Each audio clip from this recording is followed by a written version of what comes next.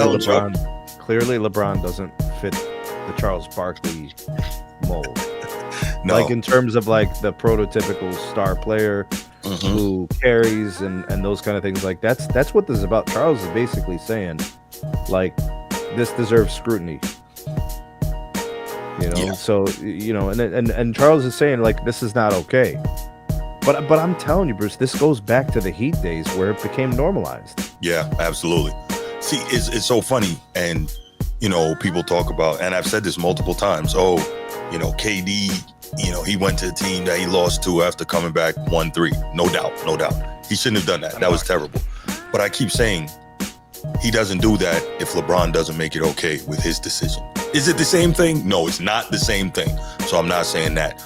But if he doesn't make it okay to team up, KD doesn't make that move, right? Because we know he's not a free thinker. He's not an independent guy, right? He's he's kind of a follower type, right? So that is what that is. So at the end of the day, like, it's just sad. But to hear Charles Barkley, one of the all-time greats, a guy who played in arguably the greatest era and played against some of the greatest to ever do it, I mean, he's got a point. Like, does he want all the good players? He doesn't want to compete. And we see that. We see it.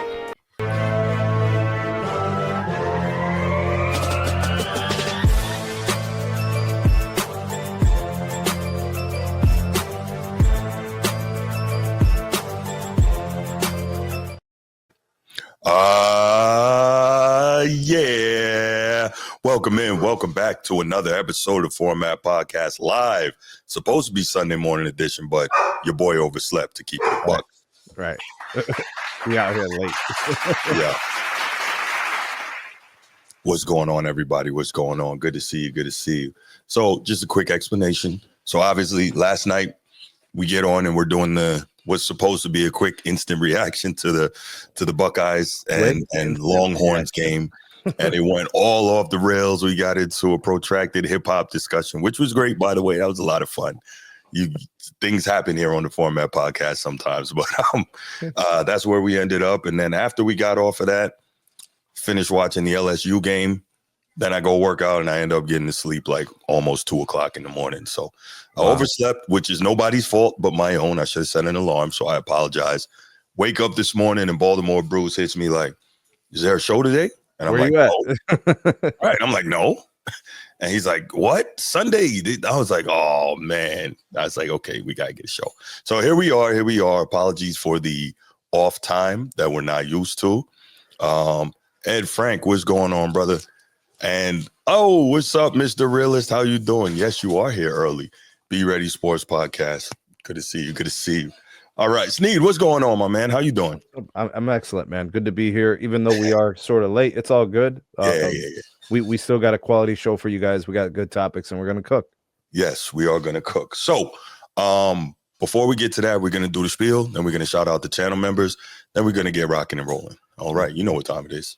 If you're watching here on YouTube, make sure you go ahead, click that subscribe, that like, that notification bell. Make sure you're kept up to date whenever we drop new content on the channel. If you want the audio-only version of the podcast, open up your audio podcast platform, hit the search bar, type in The Format Podcast. We should come right up. If you're enjoying the content, make sure you give us a like, leave us a 5-star review, and drop a comment. All that stuff helps us rise in the algorithm, helps us find more sports fans, helps more sports fans find us. Make sure you write it down, put it in your phone, make a note of it. The Format Podcast is live Sunday mornings at 10 a.m. Eastern.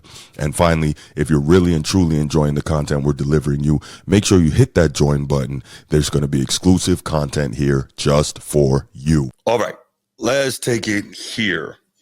You brought this up, Sneed. You want to open up? You want to open this up, man? Yeah.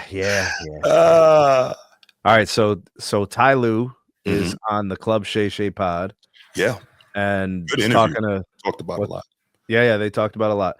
Ty, I get the impression that Ty Lue's a pretty honest dude. Like if you ask him, he's willing to tell you some things, right? For the most part, yeah. Yeah, I think he's willing to say. So he discloses that in the second stint in Cleveland for LeBron, there was the attempt to try to bring in Paul George to the Cleveland Cavaliers. Right. So he says that, and I think we kind of already knew that this was a thing, but it's worth exploring. as a topic because he so openly disclosed it. Like he's like, hell yeah, we tried to get PG. I didn't recollect that was a thing. I don't remember. I remember back then it was pretty like at the time. So we're talking about what, like 15, 16, 17 era. You got to remember that Paul George on the Indiana Pacers was resistance to the Miami Heat getting to the NBA Finals. So it was like Roy Hibbert and those guys. And yeah, here we go. Here's the footage right here. Paul George was a beast in terms of his skill, his abilities. I mean, he was an amazing player. And offensively. Yeah, he was a very good defender because he had the prototypical size, good motor, jumping out of the gym. I thought his offensive game was pretty polished, actually. To me, he was a lot like a T-Mac offensively, wasn't he? Yeah, you know what? That's a great analogy, like a T-Mac light. Yeah. So, and his game over time, Bruce, got better, right? So it was like seasoning. When he became a better shooter, yeah. Yes, and then defensively, it was always there. So he never was lazy. I always saw him defending like the other team's better players. He came into the league like 6'3", and I think his after his first year in the league, he was like 6'9" or something. Yeah, so it was like this really unique physiology change. Like, oh, you're a forward now. Like, what the hell? Great speed, great scoring ability. Solid defender. He had a great overall game. Yeah. And then the Cavs win their championship. KD goes to the Warriors. And that's where I think this conversation comes into play. Is now, like the Cavs are looking like, oh, we got to do something. Because, but what we need to do, I think, is attack the fact that the stacking of teams, remember all the power players started. This goes back to the Miami Heat of 2010, right? Yeah, definitely. Which explains why the generated. Let me make sure we say that before some people get in their feelings. Player generated, which is not the same as organizational generated. But go ahead. Yeah, and organizations don't typically have the draft capital or the financial flexibility to just take another team's number one, add to their number one, and take a third team's number one. Like this would be, so think about it like this, Bruce. If we compare the Miami Heat to Cleveland Cavaliers with Paul George, could they have brought in Paul George with Kyrie, Kevin Love, and LeBron? Like, how do you even make that money work? I'm looking at the technicals. I didn't think so until I heard what Ty Lue said about it, right? Because you would have assumed that maybe Kevin Love is involved in that trade, right? To get somebody has to get moved, right? You would think so, but at the end of the clip, which we'll hear in a second, Ty Lue mentions Kevin Love. So let's go ahead and play that real fast because I was surprised by that. Did you guys try to trade for Paul George when you was in Cleveland? Yeah, when he was in Indiana. And why didn't it happen? I don't remember. Damn. Yeah, we tried. I don't remember. PG, LeBron, and Kyrie. Ooh. He didn't want to say. That might have been enough. That might have been enough to go back. Yeah. Because now you can throw LeBron. I mean, obviously you let PG start with him, and then you can have LeBron, but you still got guys. Now you got three guys that can really score the basketball. Yeah. LeBron, Kyrie, and PG. And K-Love can score. Yeah. You see? And K-Love. We tried. Damn. Ooh. And K-Love. So the goal was to bring in PG and add him to the other three. So, like, come on, man. So this is where this gets problematic for me, right? How many times have you heard me talk about LeBron's unwillingness to compete? However great his career has been, it's for me, it's always going to be a ding. The fact that he consistently tried to stack the deck, I do not respect that. Let's hear what what Charles Barkley had to say about this. This is, I think, around 2016, 2017. I thought this was very interesting. Check this out. Charles and LeBron, and I feel like I should do like they do on those TV shows and say previously on Inside the NBA. It all started 10 days ago. Cleveland gave up 70 first-half points, lost to the Pelicans playing without Anthony Davis.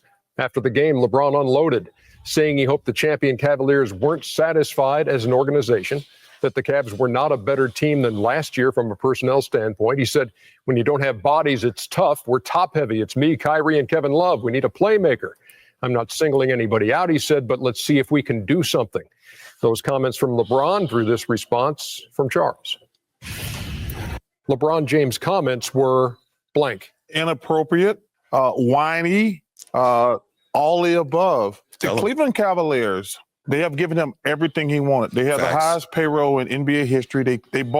He wanted J.R. Smith last summer. They paid him. He wanted Shumpert last summer. They bought in Kyle Korver. He's the best player in the world. Does he want all the good players? He don't want to compete? Nope. He is an amazing player. But this notion, they're the defending champs. And for him to be trying to hold anything over Dan Gilbert's head, and I love all these wild punk-ass reporters on television who's afraid to call LeBron. LeBron's a great player and a great guy. But this notion, he's got to have all the best players on his team. He's got Kyrie Irving and Kevin Love. He want everybody. He don't want to compete. He want to be the favorite all the time. Yes. It just pisses me off that a guy that great don't want to compete. Hey. I don't know what to tell you. Clearly LeBron doesn't fit the Charles Barkley mold. No. Like in terms of like the prototypical star player who carries and those kind of things. Like that's what this is about. Charles is basically saying, like, this deserves scrutiny. You know, so and Charles is saying like this is not okay. But I'm telling you, Bruce, this goes back to the Heat days where it became normalized. Yeah, absolutely. See, it's so funny, and people talk about, and I've said this multiple times. Oh, KD, he went to a team that he lost to after coming back 1-3. No doubt. He shouldn't have done that. That was terrible. But I keep saying he doesn't do that if LeBron doesn't make it okay with his decision. Is it the same thing? No, it's not the same thing. So I'm not saying that.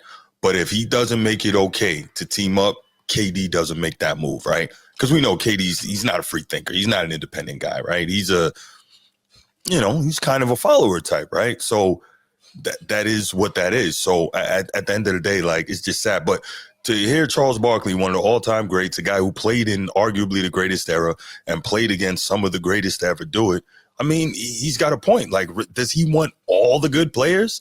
He doesn't want to compete. And we see that. We see it year in and year out. Like, at every turn, he doesn't. And in fairness, it's not just LeBron. Like, we hear these Golden State rumors, right? And again, KD going to Golden State. Apparently, Steph doesn't want to compete either because that's his team, and he's going to allow KD to go there instead of strapping up and running it back with his guys against LeBron's guys. If you win, you win. If you lose, you lose. Why did you have to bring in the nuclear weapon? Because you didn't want to compete. Now, in fairness, you felt like the league screwed you, so you said, okay, we're going to screw you back. But still, I don't like the fact that Steph didn't want to compete. And if Steph is I doubt it's going to happen, but if LeBron ends up in Golden State, that's another example of Steph not wanting to compete. We talked about that. It's disgusting, the mentality of these guys nowadays. Like, you guys are supposed to be, some of the best players who've ever done it. Part of that is wanting to beat your competition and your opposition to prove that you are the best. How can you do that if you're teaming up with them? I don't understand that. I don't. But go ahead. The one thing I can say about LeBron in his career, like he always wanted to win. Like, clearly he wants to win badly. He's like, I don't care how we do this. Let's get, so much more. Let's get more players who could do more. Like, he wants to win. So Bruce, it's you bring up competition.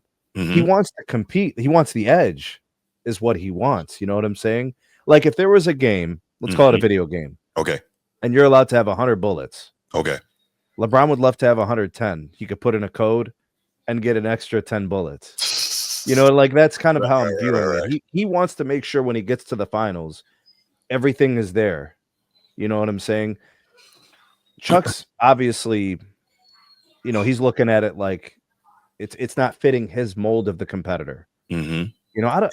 Is it fitting the mold of the competitor of any of the great players of the past, though? Really? Well, it's different, right? So that's valid. It's different. It looks different than what we saw previously. Mm-hmm. So if you're comparing players, you're like, well, this guy did it like this, or this team did it like this. And well, isn't there more value in Sneed? You're an educator. I know it's not apples to apples, right? But if let's say you taught English. I know you don't teach English, but let's say you taught English, and your student Bruce wrote a paper and I got an A, right? And then your student Transformer wrote a paper, but his dad, who is a journalist, wrote half the paper for him, right? And he got an A. Is that A the same? It's not. Is it the same, A, Sneed? It's not. The letter A's at the top of the paper may look the same. Given those conditions, Yeah. it is not the same. You see what I'm saying? So I understand. It's the same thing like when John Stockton, who admittedly never won anything, right? But talks about, hey, when we lost to the Bulls, we said we have to get tougher, we have to get better, we have to fight, and we have to come back. And again, they lost to the Bulls because, Michael Jordan. But he talks about that, and then he says, LeBron, we tried to fight and climb the mountain. He took the helicopter to the top. I don't understand why people don't see the difference here. At the end of the day, will history see the same end result? Michael has rings, LeBron has rings. Kobe has rings, LeBron has rings. LeBron has more rings than Larry Bird. LeBron has one less ring than Magic Johnson, but he's up there, right? But how things happen, I don't understand why that doesn't matter. Yeah, at the end of the day, the world is results oriented, but how you got these results, man, they matter. Well, those are the nuances that people argue. That's where the conversations are had. They're about the nuances, those tiny things. Right. Because if it's just a conversation about winning championships, then that's easy. We can quantify that. This guy won 4, this guy won 4, right. 3, 5, whatever. Yeah. But I mean, it's a very nuanced thing. And these are subjective conversations. It's really, really muddy. I don't understand why though. Well, it's muddy because every era takes on a different persona, like in terms of like how the league is like behaving. Okay. You see what I'm saying? So like there's going to be people that tell you that the Miami Heat thing, the Boston Celtics thing, the Warriors thing, like that's this era. That's how we characterize the 2000s, 2010s. So everything within that era is normalized. Here we go. It didn't look like that in the previous eras, right? Look who's here. Jeez. But we both know the A is not the same Transformer. You know that. And that's what we're saying. The nuance. We both know it's not actually the same. But go ahead.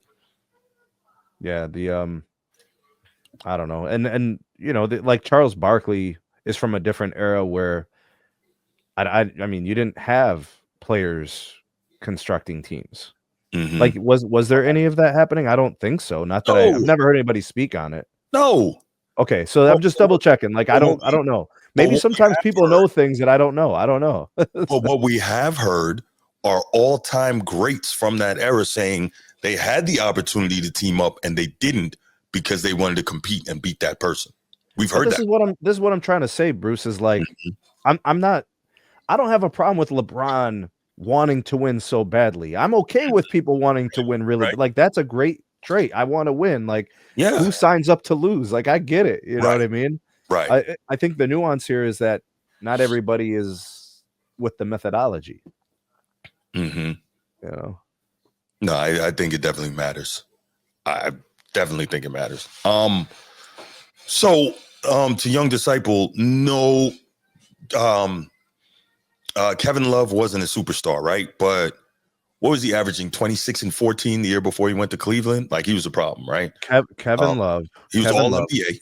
Yeah. Kevin Love was him.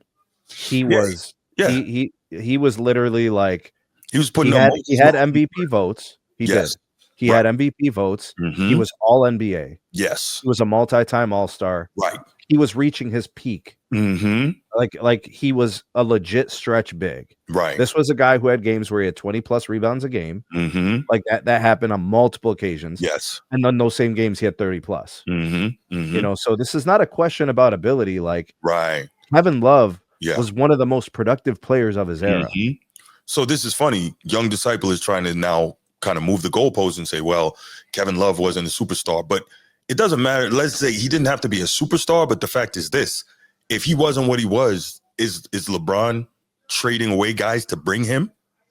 Right? We're making it more subjective now. You're making it worse. Now you're making it even harder to drive this point home. The more subjective you make it, the more complicated it is, the less definitive these conversations are.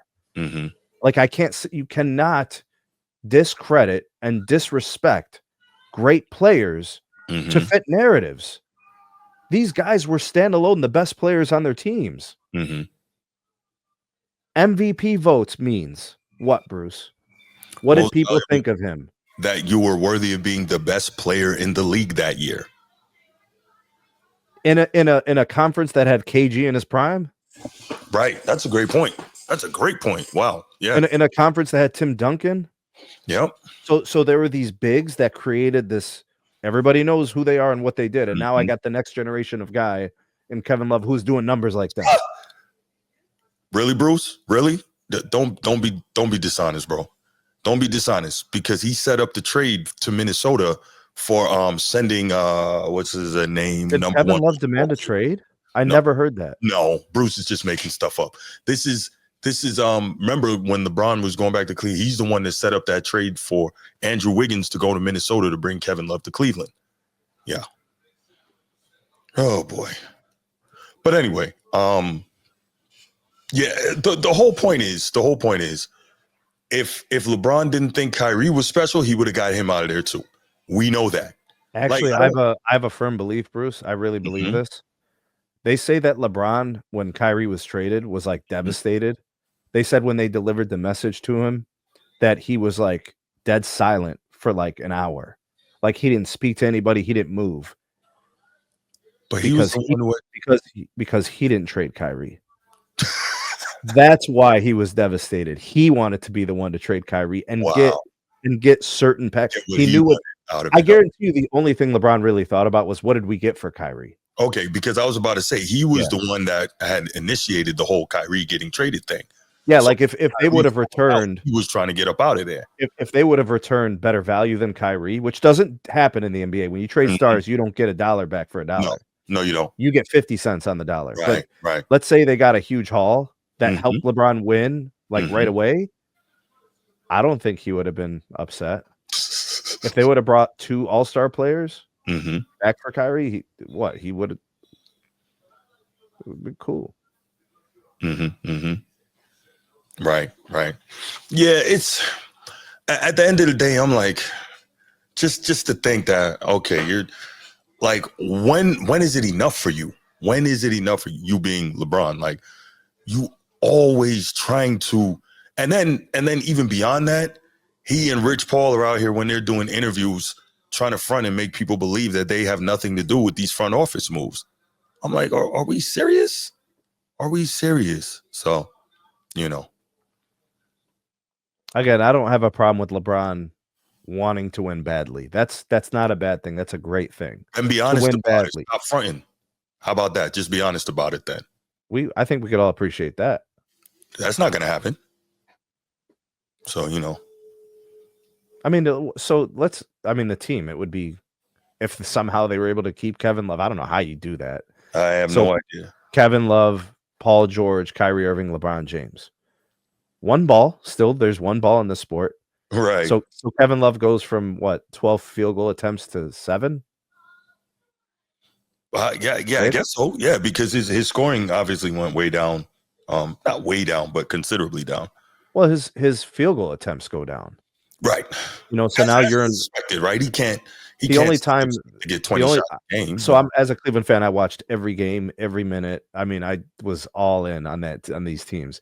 I used to see like Kevin Love coming in when he would stay in the game and Kyrie and LeBron would go to the bench. He was the primary scoring option. Instantly, they brought the ball into the post. Kevin Love would work. Yeah. He'd get the free throw attempts because he'd get hacked. They would work off of him offensively. Well, it would be the old Kevin Love from the Minnesota days. Yeah. Well, we know that LeBron doesn't play well with bigs on the block. That's why he's always it becomes a space-oriented offense, and he's admitted that. He's admitted that. Yeah, he said it himself. Taking off the Mac truck lane and making Chris Bosh go work that corner 3. Yeah. And I always found it ironic that the way to fix the Miami Heat offense, which is supposed to be centered around LeBron, but the way to fix it was to put more onus on other people. That's kind of crazy to think about it. Like Spo fixed the offense by making Chris Bosh a 3-point shooter. Yeah. And then remember, like, so you mentioned the taping of the paint. You Mm-hmm. stay out of here, right? Yeah, correct. Like, how about LeBron improve his shooting? What? You gonna tell him to do something? I mean, how about that? Like, let's do that too. Yeah, no You know, doubt. like we're telling Chris Bosh, you got to come into this season and you got to start shooting the three better. But like, why can't we also fix the real issue here? Is that LeBron's jump shooting could improve. I'm not saying he was awful. Right. I'm saying if you improve that, you make yourself more reliable from the outside. And that now also the defense has to respect it. Like we saw this with players. Mm-hmm. When players got better, they became more reliable in more ways. Mm-hmm. Offensively, I'm speaking to. No, of course. But you know, I get it. But you know, back to the Paul George piece. When it comes down to it, it's just amazing to me. And you know what's the other thing just occurred to me, right? If you bring in Paul George and you're LeBron, that means you got to play less defense because Paul George was an elite wing defender. So even though they were saying that, you know, prime LeBron was a great defender, which again, you can't make me believe that because I've seen him get done up too many times by too many guys, but that's a whole different thing. But if you bring in Paul George, you can put the defensive assignments on him. So yeah, I mean, absolutely. I mean, you could split time. It gives you optionality. I mean, that's what this is really about. When you have more players who could do things at a high level, it gives you optionality. So like during the LA Clippers a couple years ago, watching the playoffs, I remember it was Paul George and Kawhi Leonard doing primary defensive, you know, back and forth. Yeah, no, that works. That definitely works. All right, but let's go ahead and let's open it up. I'm sure we might get a couple calls on this one. Let's go ahead and 904-219-8264, 904-219-8264. Let's go.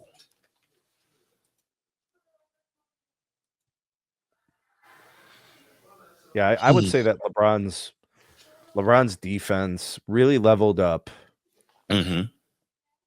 Like at the end of that first Cleveland stint, it was he really had these amazing plays, like reading passing lanes. He would make amazing plays. The chase down blocks were always amazing. I mean, there were moments like LeBron has very definitive, amazing defensive plays. That did happen. Chief, what's going on, man? What's going on, my brother? How you doing? Long live the Chief. What up, Chief? Salute. Assalamu alaikum, brother. Salam, Chief. What up, bro? Nothing much. I really think that that was pretty much that Paul George trade was pretty much a good idea for the Cavs, and I'm kind of going with you, Steve, because as a Cavs fan, you would want them to win. Yeah. Right? Absolutely. Yeah. And look at it this way. At the time when LeBron said, you know, we're top heavy, is you know what? You got 4 All-Stars. The only way you're going to win is the arms race. I think LeBron got enough IQ to figure that out. I don't think it was the lack of competing. But you know, sometimes when you start thinking, is this really going to work out?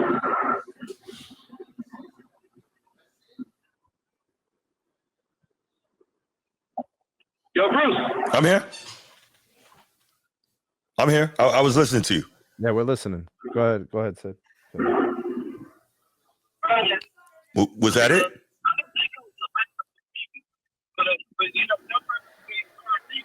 You're breaking up, Chief. Having a hard time hearing you. Okay, hold on. Hold up. All right. Hello? Yeah, there we go. Okay, go ahead, man. Okay, yeah. My partner. Yeah, no, but I was pretty much thinking that would have been interesting, but in 2018, I still don't think that team without Kyrie would beat Golden State. They were just too low. They wouldn't beat KD. Now, 2017, it would have been a toss-up. I give the Cavs a Game 7 toss-up. I think they could have took. I think they could have took them down. I would have just liked to see what happened in the Battle of the Titans. What you think, Bruce? No, I think that's fair enough. I think this whole thing, realistically, it does bother me that Steph, being the leader of his team in Golden State after 2016, he didn't bring his guys together, strap up, and say, "Yo, let's run it back. We can beat these guys." Because he should have said, like, listen, if not for Bogut getting hurt and if not for Draymond's suspension, this thing is done in 5. We can beat these guys. But I always get on LeBron, but now it's time to get on Steph. Pause. He punked out too. He should have said, yo, let's run it back and let's show these guys who can beat them. Instead, he goes and he grabs a nuclear weapon and you saw Bruce, what happened. maybe he didn't believe that. Maybe he really thought we do need something else to beat LeBron. You might be right, Sneed. My thought has always been he felt like the league screwed him, so he said we're going to screw the league back. That's my thought. Maybe I could be wrong, but that's my thought. But yeah, you got anything else, Chief? Right, but to me, it was more or less it's this generational psychological thing. Mm-hmm. I think instead of like you said, going out to compete, we gonna man up, we win, we lose. Right. Everybody's thinking about marketing, legacy, and everything instead of playing. I see where you're coming from, Bruce. Mm-hmm. Like Martin says, But I think that's the thing about it. Instead of just competing, guys are worried about legacy and all other wrong stuff. Mm-hmm. If they focused in on the game, it'd been different. Right. Agreed. All right. But that's about all I got, fellas. All right, Chief. I appreciate the call, my brother. Thank you so much for supporting, man. All right, no problem. All right, Steve. Take care, brother. Appreciate you, man. Take it easy. All right, shukran. Afwan. Yes, sir. Mashallah. All right, man. My man, Chief. Man. Long live the Chief, bro. That's right. Long live the Chief. Oh, man.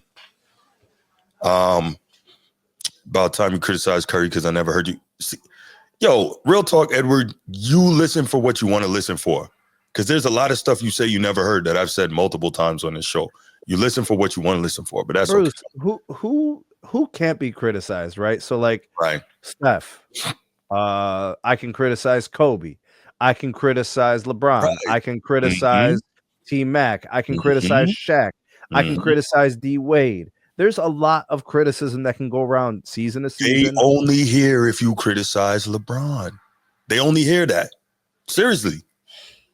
You can be as objective as you want to be and down the line as you want to be. But as soon as you say something about their boo, they lose it. I can criticize Paul Pierce. I can criticize all of them. They're not hearing any of that, Sneed. Real talk. I'm not even trying to be funny. Like, I've been at this for a while. and you can say positive things about LeBron. They won't hear that. I've said multiple times, LeBron is arguably the greatest Game 7 performer ever. I've said multiple times, LeBron has had one of the greatest careers in NBA history. They don't hear that. They don't hear that. They only hear if you hating. Edward, what's up, man? Long live young Dolph. Hold on. Hey, yo. What up, man? What up? Yo, Bruce. Peace God, bro. I'm the peace God right now. Took my Tylenol. I'm coming in with peace, all right? Not gonna do that right now. You see, I'm coming in with positive energy. I appreciate it. Okay. He's at Lowe's, not at Home Depot. Bro, actually, I'm in the bed right now. You know what I'm saying? I had a headache from last. Pause. You in the bed calling another man? What's going on here? Bro. Hey, yo, dude, y'all is really flipping out right now, man. Y'all need to chill out. Hey, y'all need to chill out. Hey, you talking about Bruce, you talking about open up the phone lines, Yeah, the phone lines. Yeah, open up the phone lines, right. Yeah, it's the way you said it, though. But look, hey, Sneed, I forgot to say this yesterday. Bruce, Sneed, don't you ever compare Birdman to Young Dolph ever again in your time in life. Yo, why you do that no more? I didn't do that. Let's move on, peace Hey, God. real talk, Edward. One quick God. question, man. One quick I'm question. Peace God. Are you Peace related God. to Young Dolph? No, I'm so serious. Man, Are you related to him? Nothing to do about relations, bro. No, I just want to know. And you're not related to Big Pun or his son, Bruce. Come on, y'all. Let's move on, bro. Hey, listen, I don't get in my feelings like you get your feelings about Dolph. But anyway, but you rub honey all over yourself a dream when I say something about him. Let's move on. I just correct you and tell the truth. But go ahead, man. Right. Okay. The same with Murray too. Now, anyway, let's move on. Again, now, Bruce, I heard you love throwing these slick jabs. What you talking about, man? What slick jabs, Edward? Bruce, you know what slick jab I'm talking about when it comes to LeBron trying to stack the teams up and all that kind of stuff. Then you want to play some old stuff that Charles Barkley played, and we really listen to what Charles Barkley talk about, bro. Really, Charles Barkley? Why not? Does he not know what he's? Let me make sure I understand. Do you think he doesn't know what he's talking about when he talks about basketball? When it comes to That's being yes a or no? hypocrite, yeah. When he's been a hypocrite, absolutely. Hey, yeah. Okay. He's a hypocrite. Because Straight you up, say man. so? Nah, because man, the evidence out there says so, man. You like evidence now? Okay. Bruce, I've been showing Bruce. It started all before even LeBron and KD did it, man. And then, but what I'm saying is, man, this man he flew to Portland. Did he not do that? Yeah, he did. What did he try to do when he went to Portland? He talked to the GM. What year was that? About what? About the roster. Because what GM year was that? About the roster.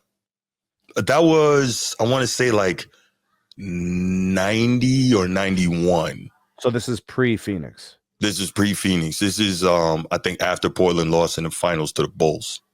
Oh, so 92, 93-ish? 91. Was he trying to join a team that just come from the championship? We don't know that. We don't know that. Come on. Do you? Okay. So what's the purpose? What's the purpose of going to talk to a GM for then, bro? Do you know? Come on, man. I don't know. Bro. I wasn't there. Man, do you know? Man, you know what, man? You never criticized the old era for doing what this previous era did, bro. Come on, man. Wait. So hold on. So what you're saying is you believe that Charles Barkley colluded with other players that were playing at the same time, other superstars to join up and make a team? Is that what you're saying? I mean, hey, he was is that what you're saying? I've never heard that before. Is that what you're saying? Yeah, that's what I'm saying. He tried to join with the Portland Trailblazers, Bruce. Ain't no point. Why I'm gonna go up there and talk to the GM for Portland for? You got to ask Charles Barkley. I don't know. Yeah, but he went to Phoenix. Like, what are we saying right now? I don't know. Because they did not get a player that he wanted to go to Portland. That's why he didn't go to Portland. Then now that I just love the fact that that's not actually true, but okay. I just love how the fact that, man, Charles Barkley did not just join another team that was a top of the seat out there. But anyway, so wait. Tell me, no. Hold on, it's my show. It's my show. Who are the superstars on that team, Edward? On Phoenix? Let me know. Who are the superstars on Phoenix, Edward? Tell me. Bruce, the point of the matter is No, ma'am. Shout out to Great KS. Hey, yo, hold on, dog. Wait a minute. Hey, no, bro, seriously. Who are the superstars on that team? I'm curious to know. I'm not going to sit here and say it was no superstars. There wasn't another top 75 player on that team. But however, they was a number 1 and 2 seed of the Western Conference, bro. They was a top 5 seed. That's all I'm saying. Mm-hmm. So what you're saying is joining a good team when he got traded there, didn't orchestrate it, but got traded there. So joining a good team, is that the same? Is that the same? Edward, let me finish. Is that the same as orchestrating a super team to avoid competition? Is that the same thing? Is that the same thing, Edward? Man, Edward, I need you to answer my question, my brother. I need you to answer my question. Dog, I already answered your question, bro. We do not know. I'm gonna say we do not know, but I do. Oh, now we do not know. But you know that he went to Portland and did this and that. We know players back in the day actually requested for trades and all that stuff. Hey, Sneak, can I ask you something, brother? Yes, sir. Is requesting a trade the same as forcing your way out? Of course not. Okay, just checking. I'll just check it out. Did it. Hakeem Olajuwon did it. Moses Malone did it. He asked for a trade, but he still was with the Rockets 10 years later. So what did Hakeem Olajuwon do? Tell me what he did. Tell me what he did. You just said Hakeem Olajuwon did it. So what did he do? I mean, not Hakeem Olajuwon. No, he had faked the injury. He had a bad back or something like that. But now he wouldn't talk about. Oh, so now you know that he faked an injury. Kareem Abdul-Jabbar did it, and Moses Malone did the same thing. This stuff's been going on, but you keep saying the same thing, but repeating the same lie doesn't make it true.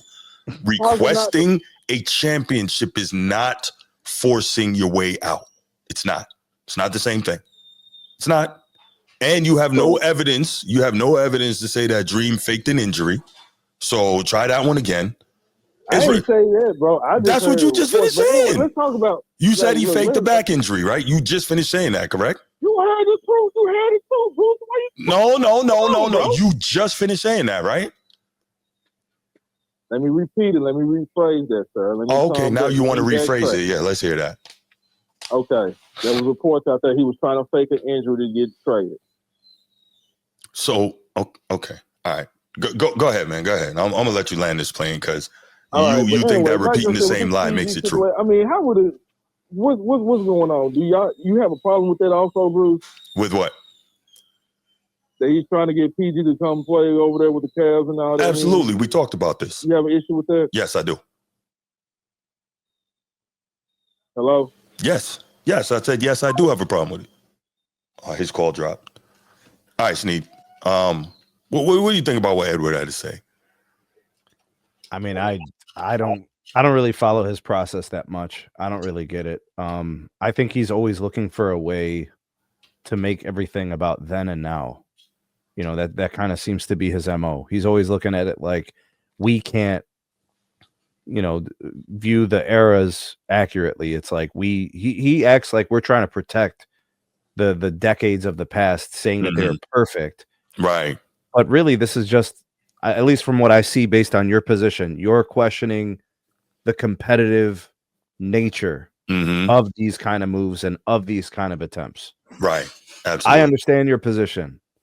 Whether people agree or disagree with it doesn't matter. I understand your position. He's saying that Ed's saying that they were doing this before too. But why don't you have smoke for them? Right. Yeah, that's exactly what he's saying. Be Ready Sports Podcast. There you go. Yeah. Why you had to stutter? It took me a second. I was about to say Laker Nation. You know what? I need to change that on my phone. Man. What's up, Be Ready Sports, Coach T? Yeah, I got to change my membership over to the Be Ready Sports Podcast. So I'm gonna be starting back from zero. All good. So I'm trying to refresh my memory here because you're pissing off your chat right now. That's okay. I'm trying to figure out you were talking about PG and how did we end up arguing about Barkley? Because it was I played the from my understanding with Philadelphia, he was having issues with Moses Malone and whatnot. So refresh my memory on what happened in Philly. No, so real quick, how it ended up on Barkley, it started because I played that clip with Barkley criticizing LeBron, saying, does he want all the good players? And then Edwards said, Barkley is a hypocrite, And I'm like, what? What are you talking about? And then so Edward Edward, he has difficulty and he's constantly conflating requesting a trade with trying to force your way out. And I'm trying to tell him that's not the same thing. Because back then you could request a trade, and if they didn't trade you, then they didn't trade you. You was either going to play or not get paid, right? So there's a difference between what guys do now in terms of becoming a malcontent, being difficult for the team and the organization, and forcing your way out versus requesting a trade. That's two different things. Back then, I think guys were a little more professional. Well, Barkley had his ways. We all know that he was immature at times in his playing days. Yeah. Hey, Lil Sneed. I don't know your name, but I'm gonna say, hey, Lil Sneed. She's a cutie. This is Yara. This is the youngest, the newest edition. He just staring at the camera like land the plane. Hey, Lil Sneed. Oh man. But yeah, so I understand now. It's just anytime somebody criticizes LeBron, they got to tackle. So I get it. I get that part. Right. So I mean, that's all it was. But let me get this. So we're referring to PG back in. I haven't been paying attention to this. So you're talking about PG back when it's Indiana Pacer days. Yes. About trying to team up with. He who should not be named back then. Right. But at that time, I remember him saying that he was trying to force his way to the Lakers. I didn't hear that one. Well, he was trying to. Makes sense though. He's a Cali guy, so it makes sense. Yeah, because he was talking about if he would have played out his contract. I think he said this on his podcast that he would have played out his contract. He was going to try to get his way out to the Lakers. So basically, what would have happened is if he would have went to the Lakers, they would have been condemning Kobe like you guys are condemning LeBron James. Oh man, we don't even want to bring up Kobe. God bless the dead for the Mamba because certain people are going to go into attack mode. So no, I'm with you. I'm just saying. What happens when you bring up Kobe around LeBron fans? So I'll destroy all of them. So it doesn't matter. I'm not. But that's not the thing. But I remember him saying that before he got traded. If he would never got traded, his preferred destination was to Los Angeles. So, so like this is news to me about him being ecstatic about the possibility of playing with LeBron James. Because from my understanding, he wanted to play out his contract and go back to LA and play for the Lakers. And he tried to do that twice. But is that like a well-known thing, Coach? Huh? Is that well-known? Like that's most people would know that? I believe he said it on his podcast. Okay, got you. That was recently. He said it on his podcast. He wanted to come to LA if he wouldn't have never got traded, but he got traded first. So it never happened. So the second time, when he left Oklahoma City, he wanted to come to LA anyway. Lakers was going to be the number one destination, but then he ended up getting excited about playing with Kawhi, and then they ended up going to the Clippers. So I remember that.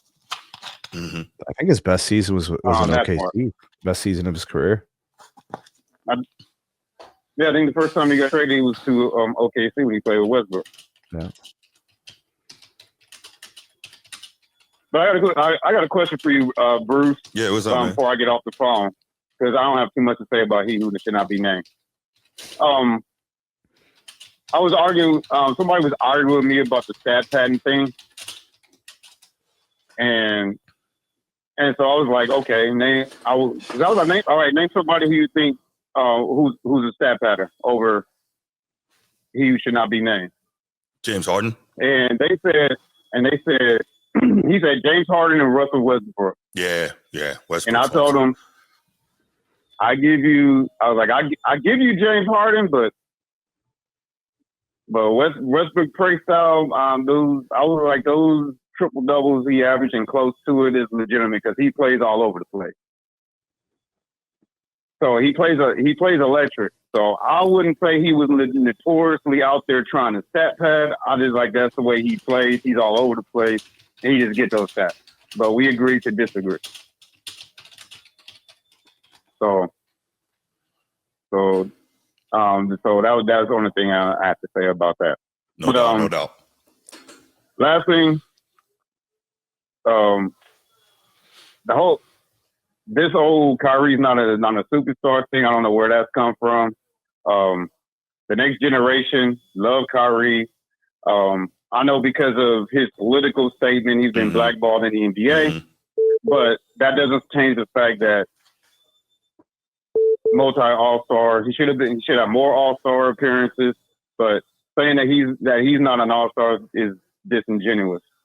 Saying that goes with K Love. I'm just saying this because I know you guys talked about this. There's a person in the league that has won two titles, whose cumulative stats were less than K Love, had similar All-Star appearances, and is in the Hall of Fame now, and got his jersey retired.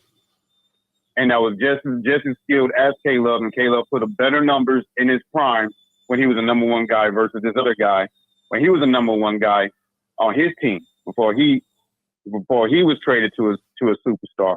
And that guy is Paul Gasol. I knew you were going to say Gasol. Yeah. So wait, are you trying to use ration and logic with LeBron fans? You know you can't do that. Come on, man. I'm talking to you, Bruce. I'm talking to you, Bruce. My bad. I'm not talking. I got you. K Love is one of the most well-rounded NBA players of the last 25 years. So he is. So this is just to everybody that said that he's not going to be a Hall of Famer. When you got guys on here that had a similar career, he put up better numbers than them. Similar All-Star, same amount of titles. Will So he's not going to get in, but they did. So I agree with you. Be ready. But he played with the so-called. He played with the guy that everybody says is in the conversation with the GOAT. And he's not going to get in the Hall of Fame, but the guy that played with the superstar that slandered more than anybody is in the Hall of Fame. So here's the deal. This is what I got to say. And he's not going to get in. So be ready. Here's the deal. This is what I got to say. There's a very particular pattern of events that takes place with LeBron's teammates, and what that is they have to be denigrated, because by denigrating them, they believe that it makes LeBron look greater by carrying bad players around him. That's that's the pattern of events that takes place. But it is what it is. But let's go ahead and land this plane. I got one more call to take. Bruce is calling, and then we'll get to the next topic. But I love. Speaking of Bruce, I love that he used the terminology that I had to set him straight on when we came to this little Jordan thing, when he mentioned Tex Winters. When I had to mention that to him, what are you talking about? Phil Jackson, the one that brought the triangle offense to Chicago. I had to correct him on that. No doubt. But great show. I appreciate it, brother.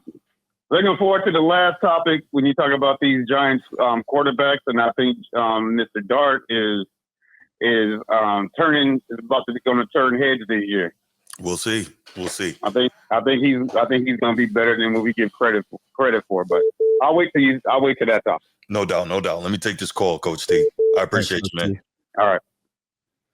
I'm mad Jackson Dart ends up being ready to go. I am mad. We'll find out. We'll Bruce, get the camera. What up? We'll get the camera panning around. Right. Hey, man. Yes. Hey, man. What up, Bruce? I'm speaking for me and my guy YD, the Stupid. Me and my man YD, right? The Stupid, right? Listen, man.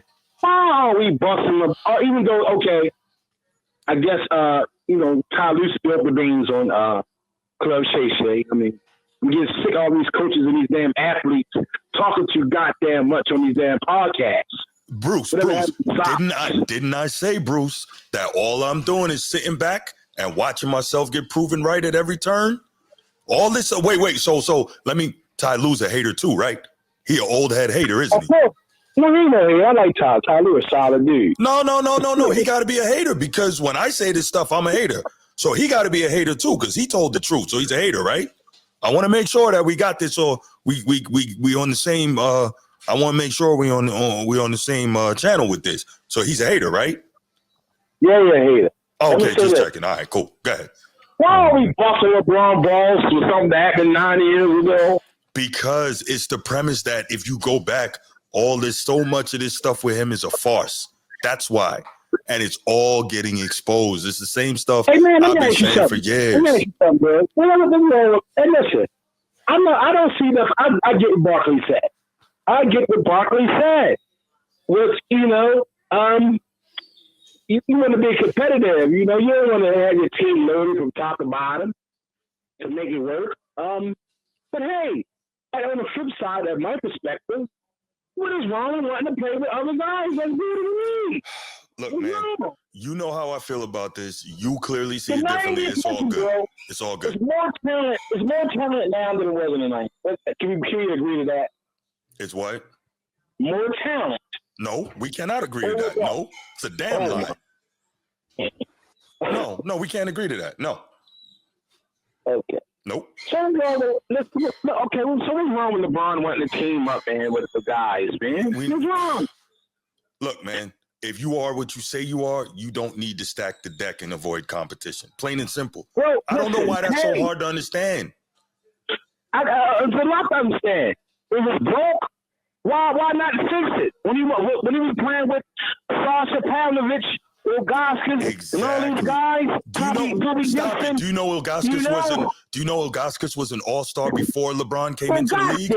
And he was an all-star with LeBron. So stop it. We got to chill with the false narratives, bro. Stop it. I remember the Cavs team. Back then. Now we move the goalposts. I remember the Cavs team being all like an amazing like top 3, top 5, top 2 defense all those years. Only good centers back then were what? Baby Pat and Alonzo in the East. Why are you downplaying the great players of an era? Because that's what they do. That's what they have to do that to lift LeBron up. That's how it works, was the damn all-star by the fucking default because they had nobody else to pick. You can't sit here and tell me on one hand LeBron carried bad teams and he had no teammates when we're acknowledging that he had all-stars. I'm not saying he didn't have no teammates, brother. All I'm saying is, when he had Gossip. Who else he had on that team? Okay, who else? But I'm not going down Cleveland's roster with you. What's up, man? Young disciple waiting to get in here, man. Listen, brother, I get what you're saying. Truthfully, if I believe I like the '90s mentality where you want to beat guys. You know, you want to go against the best. Mm-hmm. But hey, in modern times, it's called evolution. You it's like AAU basketball. You play with the best guys to get it done, and I don't see nothing wrong with it. Okay, you don't see nothing wrong with it. I do. What's the problem? There's nothing wrong with it, brother. You still got to compete and win. Okay, there you go. You don't disagree with it. I disagree with it. How good was Cleveland before for the second step before LeBron came back? Kyrie is not a leader. Wait a minute. Hold on, because y'all like to do that, man. I'm really not trying to go down this damn rabbit hole, but y'all like to play that disingenuous game of how good was Cleveland after LeBron left. First of all, they fired the coach trying to keep LeBron. That's one. And then if you look at the roster change, LeBron's final year there in his first stint versus his first year, the first year after LeBron left, look at that roster. That's not the same team. That's not the same coach. So we can't say, oh, well, LeBron left and Cleveland went in the toilet. And when Michael Jordan left, the Bulls still won 55 games. No, it's not the same thing. Because I know that's how y'all move, and I know that's where you're going next. All right, but that is true. Scottie gave them 65 games.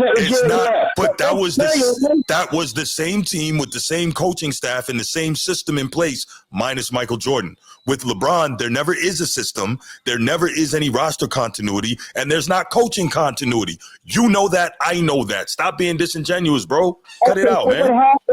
So what happened to Miami after LeBron left? What happened to Cleveland the second step? Everybody fell off after LeBron leaves. The same thing happened in Cleveland. Only reason Miami was able to recover as quickly as it did was because they were able to keep coaching continuity and front office continuity with Pat Riley. Pat Riley didn't let LeBron run the whole thing, so it didn't go completely into the toilet when he left. It still took about 3 years for them to come back to a level of normalcy, but it worked out a lot faster. But listen, Bruce, man, I don't mean to cut you off. I really want to take Young Disciples' call before we go to this next topic, man. I appreciate you, brother. Thank you. I really don't like it when people shit on players, bro. Yeah. I really don't like it. There are great players who take reduced roles in order to achieve team success, and they get disrespected, and they get downplayed, and they get. It's like complete disenchantment. Like, these guys were doing great things before, during, and after. Why downgrade them? Like, could you imagine being that player and being like, I did the best job I could every single time I went out to play, but now all of a sudden I suck? Yeah. How is this possible? Yeah. Young Disciple, what's good, brother? Man, I tell old dude to cry me a river. Nigga, we ain't trying to hear all that, bro. Y'all always want to get feelings and learn empathy when it's any player, nigga. I'm saying besides LeBron. Now, what we gonna do is, bro, we gonna hold everybody to the same shit, nigga. The same way y'all talk about LeBron. I'm saying everything he do, nigga. No matter what, we gonna hold other players to that same thing. I don't want to hear none of that, bro. Watch the N-word. All right, that's cool, but I don't want to hear none of that. Okay. The dude beside you talking about, I really hate when players get disrespected. Bro, nobody want to hear that, bro. All you do is disrespect LeBron. All you do is question run. So we're. How did I disrespect LeBron? Bro, I'm just saying, bro. I'm saying, bro, we already know you a character, bro. I already showed you a character. I'm saying you done been on other shows, bro. And, How did I disrespect LeBron? You had nothing negative to say about LeBron. Bro, How did I disrespect LeBron? I didn't see you tell jokes about Bronny. How did I disrespect LeBron? You a character, bro. You a character, bro. How did I disrespect LeBron? Why is this so hard? You know you're a character. Why is this so hard? How is other people disrespecting these players right now? Go ahead, give the example. Let's just go through. No. I'm saying how are players disrespecting players right? No, I'm saying you give me an example. You don't want that. You sitting up there saying because somebody said Kyrie wasn't a superstar. Bro, how you a superstar, bro? If you ain't never been to the playoffs. I didn't say anything about Kyrie Irving. But that's what's being said though. So follow the conversation. I distinctly mentioned something about Kevin Love. Kevin Love is a Hall of Fame caliber player. Kevin Love has numbers to prove it. Kevin Love is a champion. Kevin Love is a rebound champ. Kevin Love is all NBA. Kevin Love. You can't overtalk me. You can't overtalk me, bro, or trying to dodge what I'm saying, bro. It's not gonna help you, bro. What are you talking about? I asked you, was Kevin Love a superstar? No, Kevin Love was not a superstar. Okay, was Kyrie Okay, Irving? now I answered your question. Now answer mine. What did I say negative about LeBron? Hey, bro, I'm the guest. I'm saying, see, all that is to try to get me off my square, but I ain't getting off my square, bro. I'm focused. So was Kyrie Irving a superstar? So Kyrie Irving wasn't in the league long enough to have been a superstar at that point. But I didn't ask you that, Bruce. Superstar talent, though. Superstar. He was a superstar talent. Bruce, Joe Johnson had superstar talent. What does that mean? I asked you, was he a super? You say, All right, but let's look. Kyrie Irving was a superstar talent, and he was Rookie of the Year, right? Was he a superstar, bro? I'm asking direct questions, bro. Superstar talent. He hadn't been in the league long enough. Bro, was he a superstar, bro? Bro. Okay, and I'm saying for you to keep adding talent, and you can't just say yes or no, bro. You're answering my question, bro. Well, very few players are superstars walking into the league, though. So then, why are you letting dudes saying that they were superstars, bro? Like that's what I don't get. Like a person that was just on the phone with you, bro, like had a whole soliloquy explaining why he thought that Kyrie Irving was a superstar. Not one time, bro, did you stop or interrupt him and let him know, hey, I get what you're saying, bro, and them points could be right, but Kyrie Irving was never a superstar. Well, wait. We can't say he was never a superstar. We could say he hadn't become a superstar at that time, but he was a superstar talent. And we can hold on. Yo, hold on. The reason we can talk about you niggas win, bro. The reason we can talk about him being a superstar talent is because we know that if he wasn't, LeBron would have shipped him out of town too. We know that. That's the way LeBron moves. We know that. Hey, Bruce, let me ask you something, bro. That makes sense what you just said to you, bro? That makes sense, yes. It makes sense to you that so why he didn't ship Kevin Love out of the building? Because Kevin Love is superstar talent too. We saw the work he was doing in Minnesota. He was all NBA, and he's a borderline Hall of Famer right now. Hey, listen, bro. Hey, if I wasn't me, like all that what you're saying right now, it would work. But bro, we talking about superstar, bro. We're not talking about no talent. We're not talking about. Hey, bro, Gilbert Arenas had superstar talent. Like, what was he ever a superstar? Like, bro, we're not talking about bro. To me, you saying that these dudes had superstar talent, bro. You're saying that to cover the fact that they wasn't superstars when they played with LeBron. You cannot be a superstar, bro, and you have never been to the playoffs, bro. See, that's y'all trying to, but see, y'all gotta do that, bro, because y'all gotta keep that narrative around that these were super teams. No. Y'all are the ones that gotta keep the narratives, because what you have to do is downplay everybody else so you can say that LeBron carried bum players. That's what y'all do. Now, watch how wrong you are. Ask me, was the Miami Heat a super team? Oh my goodness! Look. I don't have to ask you anything, man. Listen. So what I'm saying is that they was a super team, bro. Listen, I got you. Listen, bro. I'm Go ahead, bro. I'm trying to Go be ahead. respectful. I'm trying to take You your doing call. that same But thing, bro. I can't believe you doing that, bro. How about Go this? ahead, How bro. about this? Go ahead, bro. How about land the plane? I'm not going to interrupt you. I'm not going to It's argue not with a you. play. Land the Bro, plane it's because not- it's not a- it's not- we gotta get the but- show done because Notre Dame about to play, man. That's what I'm saying. I can't I even mean, front all right that, all that's cool, Bruce. But I just heard old dude on the phone, and you was challenging everything he was saying, bro. You was talking big and bad, bro. You had your hoorah, everything about LeBron, and then I get on here for 2 minutes, bro. I have a disrespect. I ain't nothing. No, and now didn't. you gotta ship off, like that, bro. You good, bro. You good, bro. I respect it, bro. I respect it, but I know one thing, two things for sure, bro. You would never ever, bro. That dude I can play right now. You would never give me that opportunity, bro. I cam up for you, bro. Because bro, you a world of narratives, bro. But all right, bro, that's a bit. I appreciate the call, young disciple, man. Thank you for your passion, man. I want to finish this right here, bro. I swear to God, bro. Bro, you about to crash out, bro.